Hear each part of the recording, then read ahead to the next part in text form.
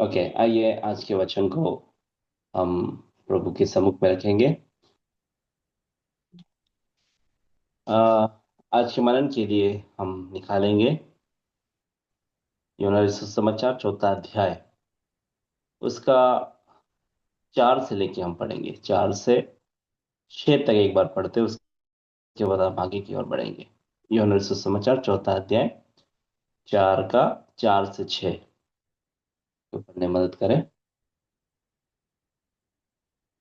और उसको सामरिया से होकर जाना अवश्य था, इसलिए वह सुखार नामक सामरिया के एक नगर तक आया जो उस भूमि के पास है जिसे याकूब ने अपने पुत्र यूसुफ को दिया था, और याकूब का कुआं भी वहीं था।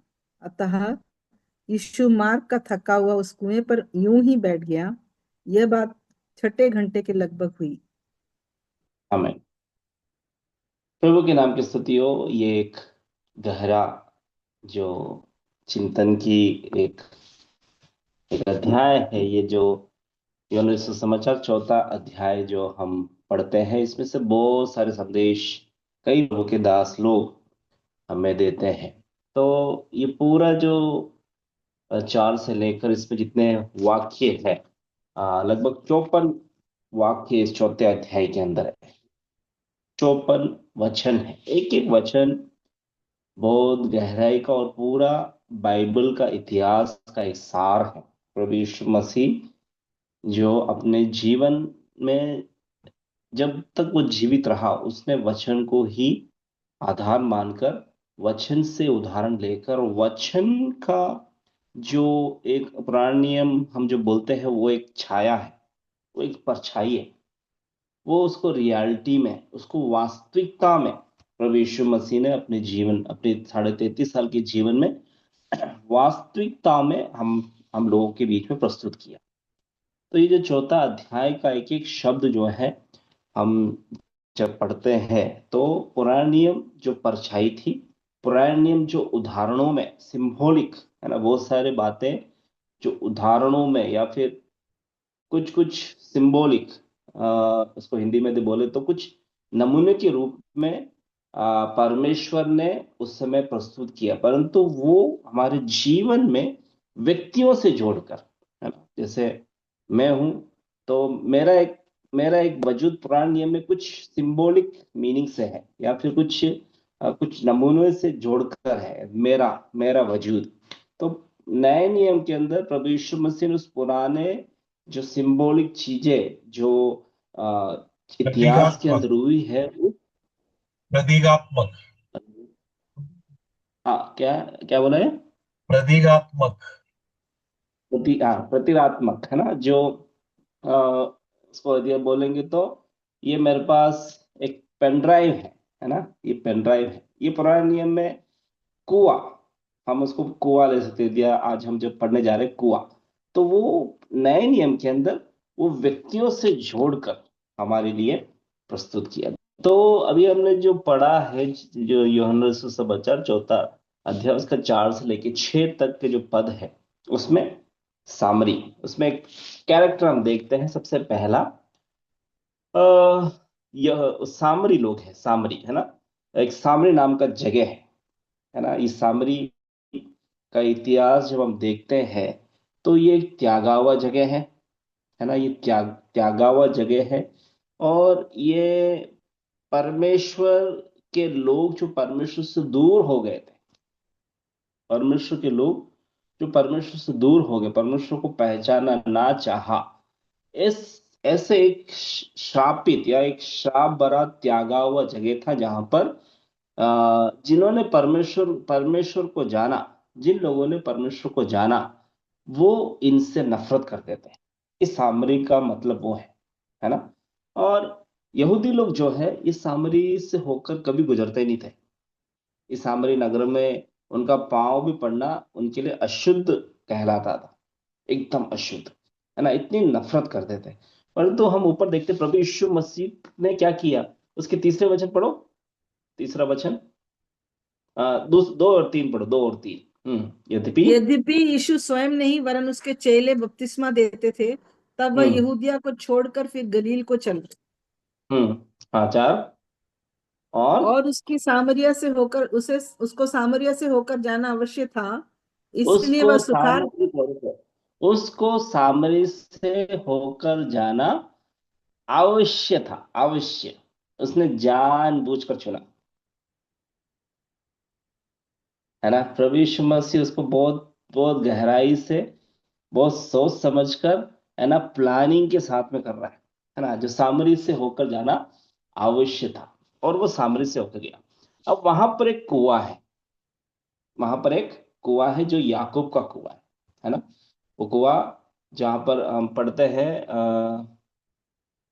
वही जो उसका पांचवा पढ़ो, पवित्र पढ़ा था पांचवा। इसलिए इसलिए वह वो सुखार नामक सामरिया के एक नगर तक आया जो उस हम्म भूमि के पास है, जिसे हम्म याकूब ने अपने पुत्र यूसुफ को दिया था, और याकूब हम्म का कुआं भी वहीं था। हम्म। तो अतः यहाँ यीशु मा तो यहाँ पर याकूब का कुआं, कौन सा कुआं है? याकूब का कुआं, है ना। हम जब पुराने नियम में पढ़ते तो चार कुएं का नाम हम वहां पर हमें मिलता है, चार कुआं, है ना। वहां पर चार कुएं जो पुराने नियम के अंदर हम पाते हैं, जहां पर इज़राइल के बच्चों को दिया गया था चार कुआं। और पांचवा कुएं का नाम नहीं है, जो इश्माइल के लिए परमेश्वर ने स्वयं खोद के दिया था। चार कुआं जो था वो इज़राइल के पुत्र, है ना, इज़राइल के पुत्र, यदि उत्पत्ति 26 की 20 में पढ़ेंगे, जो पहला जो कुआं है जो इसिक नामक कुआं, है ना, पढ़ो उत्पत्ति 26 का 20, कुएं का नाम वहां पर आपको मिलेगा, उत्पत्ति 26 का 20। तब तब गरार के चरवाहों ने इसहाक के चरवाहों से झगड़ा किया और कहा, यह जल हमारा है। इसलिए उसने उस कुएं का नाम एसेक रखा। ठीक है, एक कुआं जो है वो, उसका नाम एसेक है, झगड़ा किया, ठीक है ना, झगड़ा कर कर, है ना। अब ये कुएं जो मैं बोलता हूँ, उस समय लोगों की जरूरत थी। पुराने नियम में कुआं लोगों की जरूरत थी, उनके प्यास को बुझाने के लिए, है ना। खाना तो सब मिलता, पर प्यास जो है वो उस समय, एक घर, एक गांव में तो कुआं है तो पूरा पूरा पब्लिक वहां के रह जाती है ना। तो जो कुआं जो था वो उनकी जरूरत थी, उनकी जरूरत थी, मेरी जरूरत थी, मेरी जरूरत, है ना, वो कुआं, है ना। तो वो कुआं जो है, उस समय लोगों ने पहला जो एक एनोनिमस जिसका नाम नहीं है, वो बेरशबाई बोलते, पर वो इश्माइल को दिया था, जो हगार के समय वो जो उसको प्यास लगी थी, तो वो एक सोता निकला, वो एक परमेश्वर ने खोदा। परंतु उसके अलावा जो कुआं उन्होंने खुद खोदा है, उसमें से एक कुआं है एसेक, है ना। और कुआं जो है व्यक्ति की जरूरत है, व्यक्ति के प्यास को बुझाता है। एक घर का चूल्हा, यदि खाना पकाना हो, भेड़ बकरी हो, कोई भी हो, उनके प्यास को बुझाने के लिए वो कुआं बहुत महत्वपूर्ण है। दूसरा कुआं जो हम वापस पढ़ते हैं 26 का 21 में, 26 का 21 पढ़ो। फिर उन्होंने दूसरा कुआं खोदा और हम्म उन्होंने उसके लिए भी झगड़ा किया, हम्म। इसलिए उसका नाम सितना रखा। हाँ, जगह कुएं के लिए झगड़ा हो रहा है कि नहीं हो रहा है? कुएं के लिए झगड़ा होता है ना, क्योंकि कुआं व्यक्ति की जरूरत थी, कुआं व्यक्ति की जरूरत थी, और उसका नाम भी उसने क्या रखा? सित्ता, है ना। दूसरा कुएं का नाम हम देखते सित्ता। सितना। सितना, हाँ सितना। ओके, तीसरा कुआं हम जब देखते हैं 26 का 22 पढ़ो। तब उसने वहां से निकलकर एक और कुआं खुदवाया, और हम्म उसके लिए उन्होंने झगड़ा ना किया, हम्म। इसलिए उसने उसका नाम यह कहकर रहोबोत रखा। ठीक है, अब जो, अब तो यहोवा है ना, अब जो कुआं उन्होंने, तीसरा कुआं जो खोदा, उसका नाम रहोबोत रखा, उसके लिए उन्होंने झगड़ा नहीं किया। ओके, सब 32 और 33 पढ़े, 32 उसी 33 दिन 26। इसहाक के दासों ने आकर अपने उस खोदे हुए कुएं का वृतांत सुना के कहा, हमको जल का एक सोता मिला है। तब उसने उसका नाम शिबा रखा। इसी कारण हम्म। उस नगर का नाम आज तक बेशरबा पड़ा। बेशरबा, है ना। बेशरबा। तो जो ये जो कुआं है उसका नाम बेरशबा। ये चार कुआं का नाम हम वहां पर पाते हैं। परंतु उससे पहले एक और कुआं जो इस्माइल के लिए परमेश्वर ने खोदा था, एक सोता, वो भी बाद में कुआं बना है ना, उसका नाम बेनाम है ना, वो नाम बेनाम है। तो हम जब नए नियम में आते हैं, है ना, यहाँ पर भी यीशु मसीह पांच पतियों का नाम, वहां पर एक एक स्त्री के जीवन में पांच पति का नाम आ रहा है ना। तो मैं जब इसको पुराने नियम से जोड़ता हूं, है ना, जो पढ़ो उसका 4 का 14 से पढ़ो, 14 15 से परंतु पढ़ो। हम्म। स्त्री ने उससे कहा, हे प्रभु, वह जल मुझे दे ताकि मैं प्यासी ना हूं और ना हम्म। जल भरने को इतनी दूर जाऊं। यीशु हम्म। ने उससे कहा, जा अपने पति को यहाँ बुला ला। स्त्री हम्म। ने उत्तर दिया, मैं बिना पति की हूँ। यीशु ने उससे हम्म। कहा, तू ठीक कहती है, मैं बिना पति की हूँ, क्योंकि तू 5 पति कर चुकी है और जिसके पास तू अब है वह भी तेरा पति नहीं है। यह ठीक है। तूने सच ही कहा है। यहाँ पर भी पांच पति, है ना, जो पांचवा है वो भी तेरा नहीं है। तो मैं जब देखता हूं, जब इसकी कुएं का दृष्टांत यीशु मसीह बैठा, तो वहां पर पांच की काउंटिंग आ रही है। 4 तो लोगों ने खोदा और एक इश्माइल को परमेश्वर ने दिया, परंतु जो इश्माइल पांचवा है वो भी उसका नहीं है। वहां पर एक शब्द आ रहा, पांचवा है वो भी उसका नहीं है। ठीक है। तो मैं एक इस वचनों से मैं एक चीज को जोड़ के कह सकता हूं, हम जो है पुरुष, जिसको प्रभु यीशु मसीह ने सुसमाचार के रूप में ठहराया है ना। और यहाँ पर यीशु मसीह के, जब मैं वचनों को पढ़ रहा हूँ, इसको गहराई से देख रहा हूँ, यीशु मसीह के चेले ने अभी सुसमाचार सुनाना प्रारंभ नहीं किया। यीशु मसीह के चेलों ने अभी तक सुसमाचार सुनाना प्रारंभ नहीं किया, परंतु प्रभु यीशु मसीह ने पहली जिम्मेदारी उस स्त्री को दी सुसमाचार सुनाने की। वो जिम्मेदारी नहीं, उसने उस कुएं का या प्यास का महत्व को समझा। प्रभु यीशु मसीह हमारा दुल्हा है और हम सब उसकी दुल्हन है। कि इसके एक एक वचन को समझाने का टाइम नहीं है, परंतु ये वचन आप, मैं जो वचन बता रहा हूं, उस दृष्टिकोण से जब आप इसको पढ़ोगे तो आप एक नया संदेश प्राप्त करोगे। ठीक है। तो ये वचन का जो सार है, त्यागे हुए लोग, इसका जो शीर्षक है त्यागे हुए लोग। त्यागे हुए लोग जिनके पास कोई नहीं जाता है, वो नए नियम की कलीसिया है, इज़राइल नहीं है। इज़राइलियों ने तो यीशु मसीह को पहचानना छोड़ दिया था। इज़राइलियों ने तो यीशु मसीह को पहचानना ही छोड़ दिया था। इज़राइलियों ने तो, जो यीशु मसीह को ही क्रूस पे चढ़ा दे, जो यहूदी कहलाते हैं। परंतु ये जो वचन प्रभु यीशु मसीह, जो वास्तविक साक्षात, जो पुराने नियम की जो सिंबॉलिक चीजें हैं, पुराने नियम में लोग झगड़ते थे, है ना, लोग झगड़ते थे, परंतु उसी झगड़े हुए स्थान को, है ना, नए नियम के अंदर लोग नफरत करने लगे। इस याकूब का कुआं जहां था, वहां पर लोग क्या करते थे? भेदभाव, पार्शलिटी, अपना बर्तन लेके आओ, है ना, ये तेरा नहीं है, तो यहाँ नहीं आ सकता, मैं तेरे को नहीं पिला सकता, बहुत सारी बातें इस कुएं में हो रही है। परंतु प्रभु यीशु मसीह उस पर्सपेक्टिव को, या उस विचार को यहाँ बदल रहा है। प्रभु यीशु मसीह उस सोच को यहाँ पे बदल रहा है। एक नया इतिहास यहाँ पर प्रभु यीशु मसीह प्रारंभ कर रहा है ना। तो हमने जो 1 से लेकर 6 जो हमने देखा था, कुएं के बारे में देखा। अब मैंने आपको समझाया, ये कुआं जो है मैं हूं। ये कुआं कौन हूं? मैं हूं। प्रभु यीशु मसीह ने, उस समय पुराने नियम में व्यक्ति की जरूरत थी कुआं, है ना। आपको मालूम है, कुएं का बहुत सारा एक जो दृष्टांत है, या फिर कुएं का बहुत सारा उदाहरण आपको बाइबल में मिलेगा। इसहाक को अपने जीवन साथी, उसका जो दास था एलियाजर, उसको कहाँ मिला? कुएं के पास मिला। रेबेका वहां पर पानी भरती हुई दिखी, और क्या हुआ? और एलियाजर ने उसको परखा, और वहां पर वो एक वृतांत है, जब हम पढ़ोगे इसहाक, एलियाजर और रेबेका का जो वृतांत, उसी उत्पत्ति किताब के अंदर जब पढ़ोगे, तो वहां पर एलियाजर ने क्या देखा, रिबेका जो थी वो मवेशियों को पानी पिला रही है और सारे चेलों को पानी पिला रही है।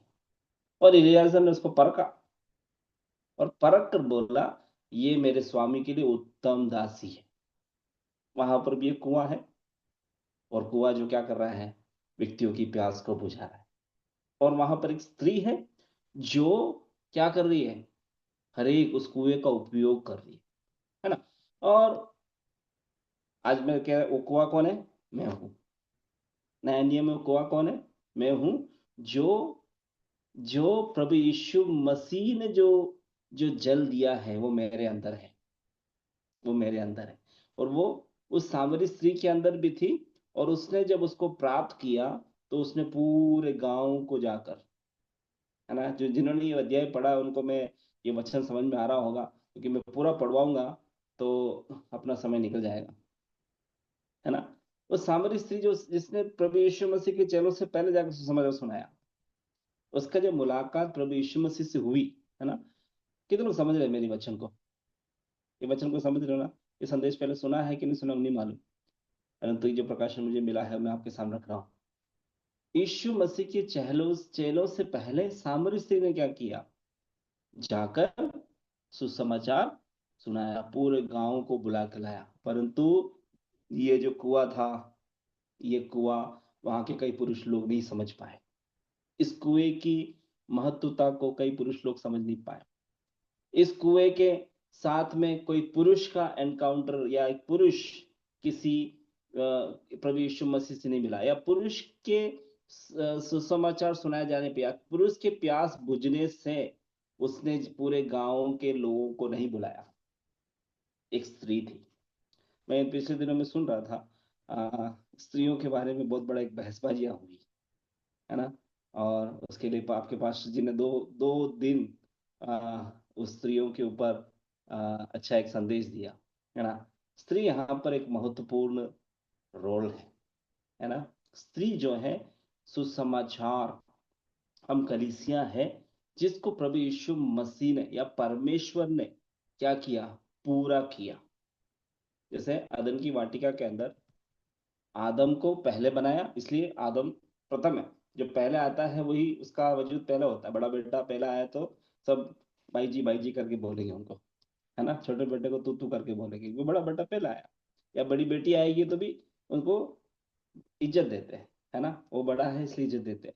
स्त्री बाद में आई इसलिए उसको इज्जत कम दे रहे। ये एक एक एक एक, मान, एक मनुष्य का या फिर सोचने का एक नजरिया है ना।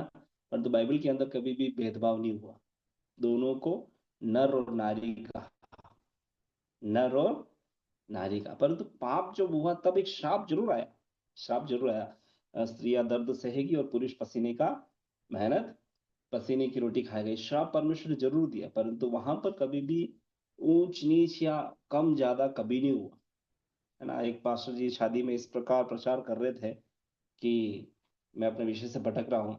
परमेश्वर ने स्त्री को सिर की हड्डी से क्यों नहीं बनाया, पाँव की हड्डी से क्यों नहीं बनाया, अपनी पसली से क्यों बनाया, कंधे से भी नहीं बनाया, घुटने से भी नहीं बनाया, या फिर पाँव से भी नहीं बनाया, सिर से भी नहीं बनाया। पसली, जो पसली जो है बराबरी है ना। पाँव से बनाते तो पाँव से रोकते रहते हैं हमेशा, घुटने से बनाते तो घुटने पे। कई लोग बोलते थे स्त्रियों का दिमाग घुटने में, आजकल बेग वाला डायलॉग भी आ गया, है ना। तो ऐसे तरह से क्या है, परंतु परमेश्वर ने स्त्री को अपनी पसली, जो हृदय के पास में, हृदय के पास, अपने दिल के पास, तो स्त्री जो है वो पुरुष के लिए एक लेवल, एक लेवल प्ले है। बिना स्त्री का पुरुष अधूरा है। वहां पे नए नियम में मैं स्त्रियों के बारे में प्रचार करनी बेटा, मेरा मेरा विषय है सुसमाचार, है ना। तो मैं जस्ट कह रहा हूँ एक अलग उस विषय में जो पिछली बार आप लोग के जीवन में आया था। आप लोग को जो संदेश सुनने में आया, तो दोनों बराबर है। अकेला रहना अच्छा नहीं है, इसलिए परमेश्वर ने क्या दिया, स्त्री को पुरुष के सहायक, या पुरुष जो है वो स्त्री के सहायक रूप में है। यदि मैं थोड़ा सा और देखूं, स्त्री जो है हमेशा हमेशा शोषित हुई है, हमेशा स्त्रियों का शोषण हुआ है। उसका सबसे अच्छा उदाहरण है अब्राहम ने एक राजा से झूठ बोला था, आपको मालूम है? अब्राहम ने एक राजा से झूठ बोला था। क्यों झूठ बोला? कि वो मेरी बहन है। कारण यही है, उस समय के जो राजा लोग होते थे, है ना, शायद उत्पत्ति जो 14 अध्याय के अंदर वो है।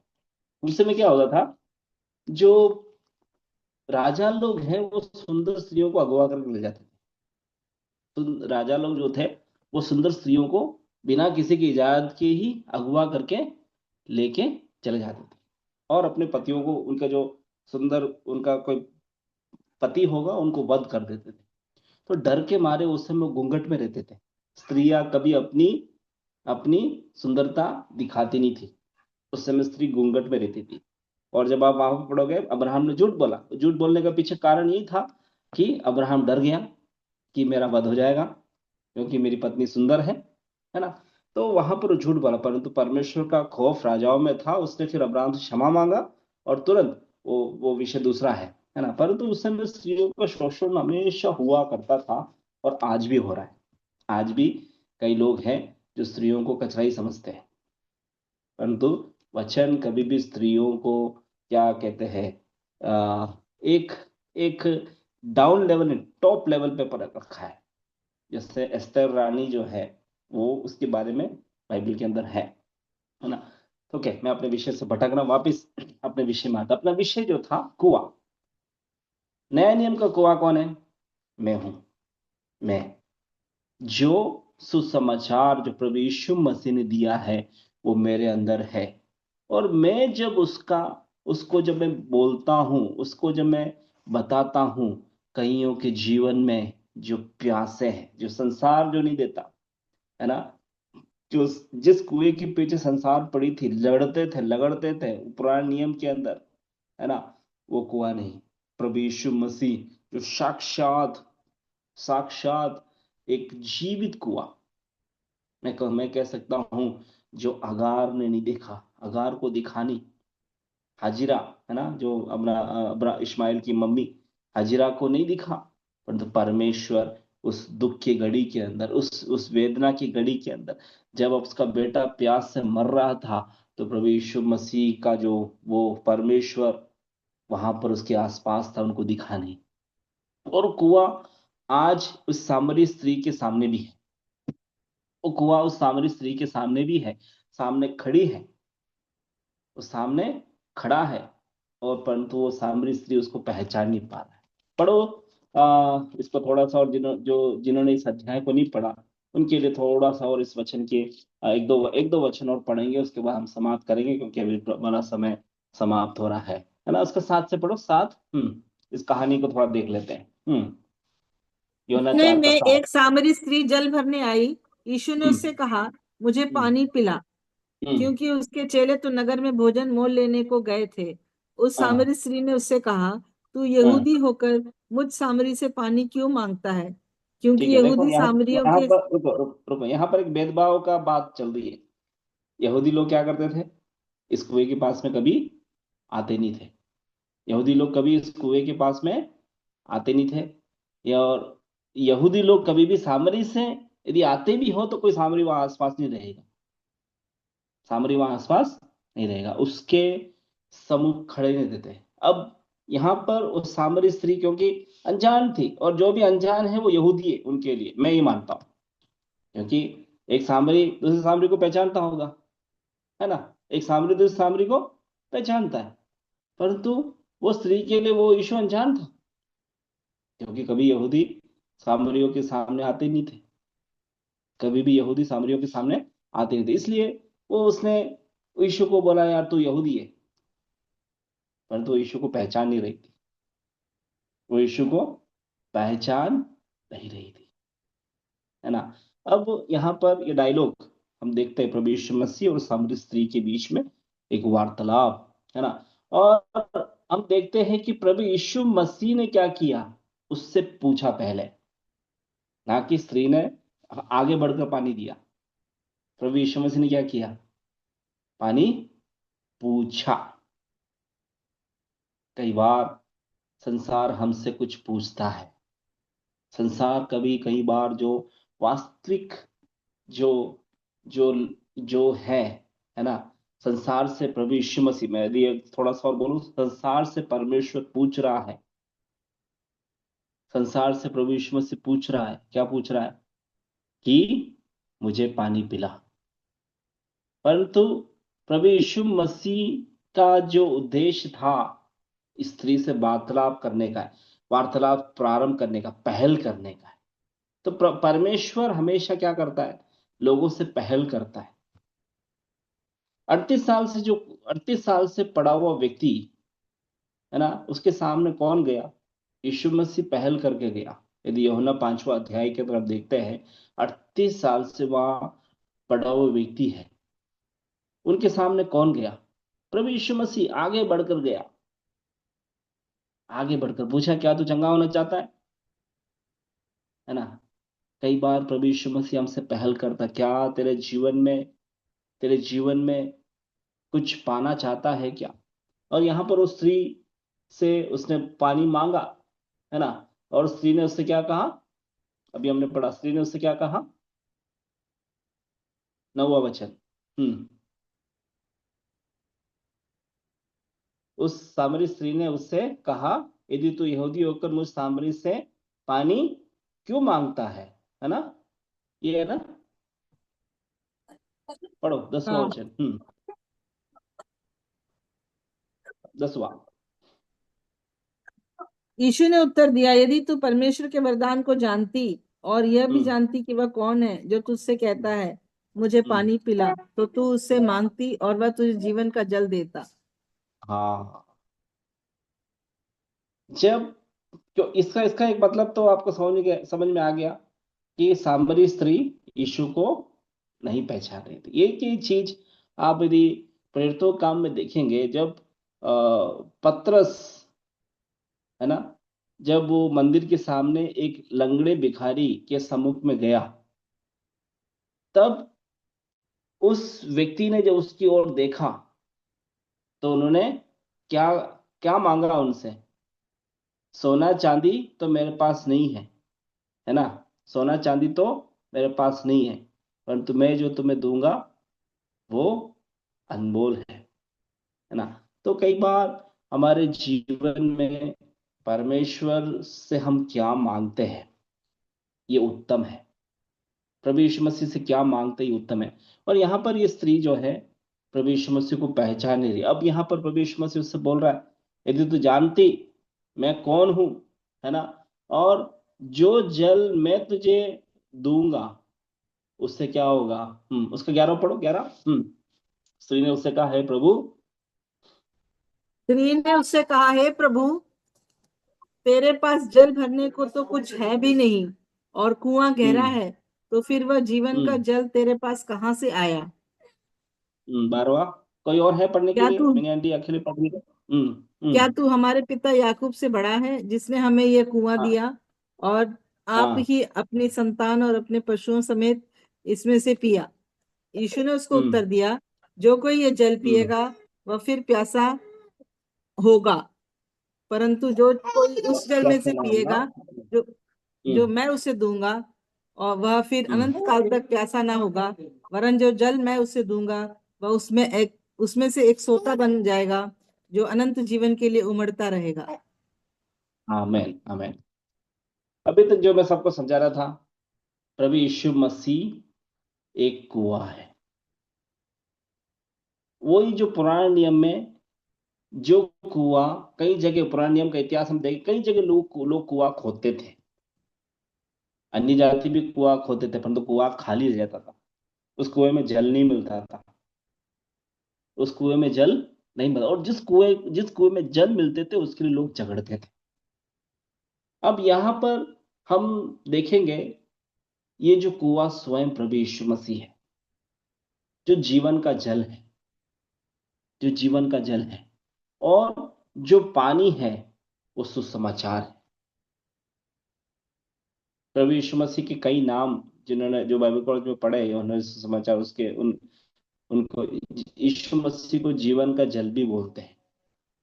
जीवन की रोटी, जीवन का जल, है ना। तो यीशु मसीह जो है वो जीवन का जल यहां पर ठहरा। एक पुरुष जो है अपने आप का दुरुपयोग करता है कई बार। जो यदि मैं थोड़ा सा संसारिक भाषा में उपयोग करूं तो पुरुष बोलता है कि इस संसार में स्त्रियों को उपयोगी पात्र समझते हैं, उपयोग करके छोड़ना। व्यभिचार व्यभिचार के लिए स्त्रियों को समझते हैं और स्त्रियों के लिए बोलते हैं कि पुरुष जो है स्त्रियों की इच्छाओं को पूरा करने के लिए। इस तरह का टर्म, पाप का शब्द संसार में है और स्त्रियों को उपयोग कर कर पुरुष लोग छोड़ देते थे।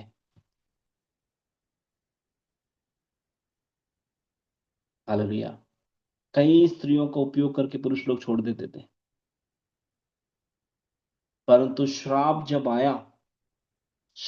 आया तो कुएं के लोग झगड़ने भी लगे। पानी अकाल आया, परमेश्वर ने अकाल भेजा तो इस कुएं का महत्व समझ में आया। इस कुएं का महत्व समझ में आया। परंतु आज शारीरिक अभिलाषाओं के लिए व्यक्ति क्या कर रहा है? अपने जीवन को व्यर्थ कर रहा है, अपने जीवन का उपयोग कर रहा है। स्त्री भी शारीरिक अभिलाषा में फंस रहे हैं, पुरुष भी शारीरिक अभिलाषा में फंस रहे हैं आज की तारीख में। मेटेरियल ब्लेसिंग यीशु मसीह का जो परीक्षा है, 3 बातें वहां पर। रोटी जो शारीरिक आवश्यकता है। दूसरा, लूका रसूल समाचार 4 अध्याय के अंदर पढ़ते हैं यीशु मसीह को पहाड़ पे ले गया, फेम, प्रसिद्धि। आजकल कई स्त्रियां जो है पैसे वालों से ही शादी करना पसंद करेंगे, गरीब से कोई शादी करना पसंद। उसी प्रकार उल्टा पुरुष भी सुंदरों से ही या फिर अच्छे स्टेटस वालों से ही शादी करना पसंद करेंगे। अच्छाई, उसके गुण कोई नहीं देख रहा है, अंदर की बातें कोई नहीं देख रहा है, गुण को कोई नहीं देख रहा है, खूबसूरती को या फिर फेम को, है ना। जो लूका सुसमाचार 4 अध्याय का जो 3 घटना है, सबसे पहला रोटी मतलब धन दौलत। दूसरा, ऊंचाई पर रहने वाले बड़े पहाड़ के ऊपर। यदि आप ऐसा देखोगे, तीसरी बात जब हुआ, जो परीक्षा यीशु मसीह के सामने शैतान ने डाला, अपने आप को नीचे गिरा दे, अपने आप को नीचे। शुक्र करो ये स्त्री ने आत्महत्या नहीं की, अभी भी लड़ रही है। 4 पति कर चुकी है, 5वें के लिए ढूंढ रही है, 5वें के लिए वो तैयार है ना। आत्महत्या नहीं कर ली इसने। आज की तारीख में आज भी कई पुरुष डाइवोर्स की कगार पर है। कई स्त्रियां पतियों को छोड़ने की कगार पर है, क्योंकि वो संतुष्ट नहीं, अपने जीवन से संतुष्ट नहीं है, उनके जीवन में सुसमाचार नहीं है, प्रभु यीशु मसीह का सुसमाचार नहीं है। मेरा समय समाप्त हो रहा है।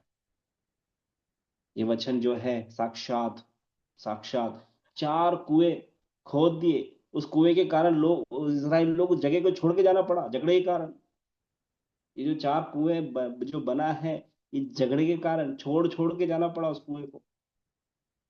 परंतु रहोबोत उसके लिए झगड़ा नहीं किया उन्होंने, तीसरा कुएं के लिए झगड़ा नहीं किया, वहां पे झगड़ा आया ही नहीं, है ना। वो एक अलग इतिहास है, कुएं का एक अलग संदेश है, मैं किसी और दिन दूंगा। परंतु आज के तारीख के अंदर संतुष्टि लोगों के पास नहीं है। झगड़े के कारण घर टूट रहे हैं, झगड़े के कारण तलाक हो रहे हैं, झगड़े के कारण एक दूसरों को वो जो शारीरिक संसारिक जो बातें मन में गूंजती है ना, उसके कारण क्या हो रहा है?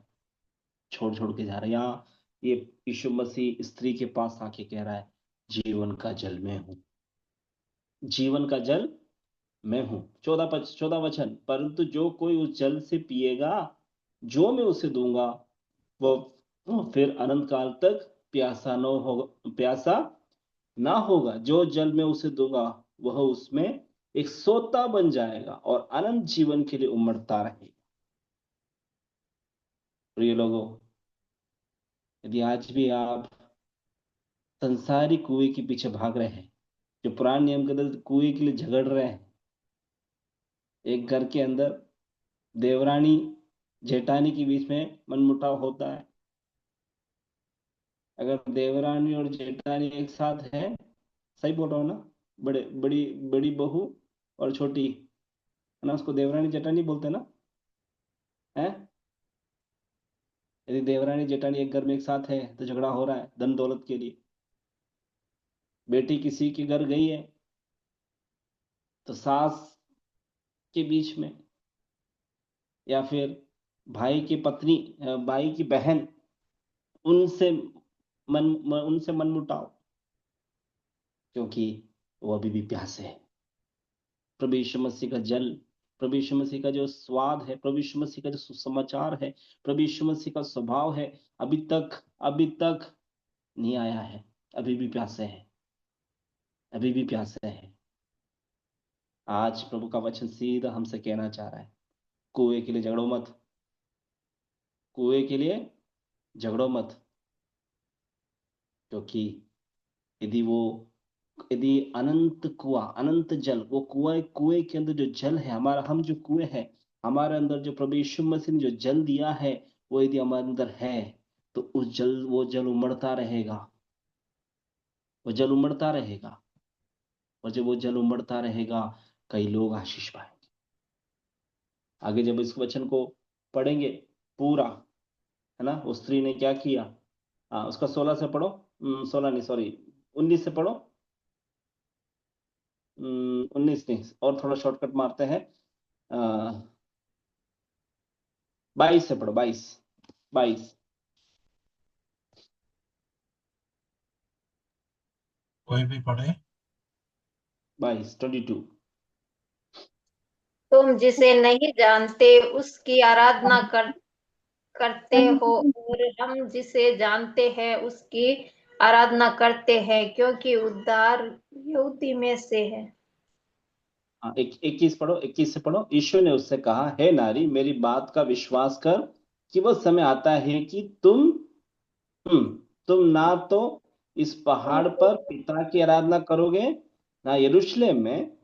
तुम जिसे नहीं जानते उसकी आराधना करते हो, और हम जिसे जानते हैं उसकी आराधना करते, क्योंकि उद्धार यहूदी में से नहीं, परंतु वह समय आता है, वरन अब भी है, जिससे सच्चे भक्त पिता की आराधना आत्मा और सच्चाई से करेंगे, क्योंकि पिता अपने लिए ऐसे ही आराधकों को ढूंढता है। परमेश्वर आत्मा है, और अवश्य है कि उसकी आराधना करने वाले आत्मा और सच्चाई से आराधना करें। ये जो जल है ना, आराधना है, स्तुति है।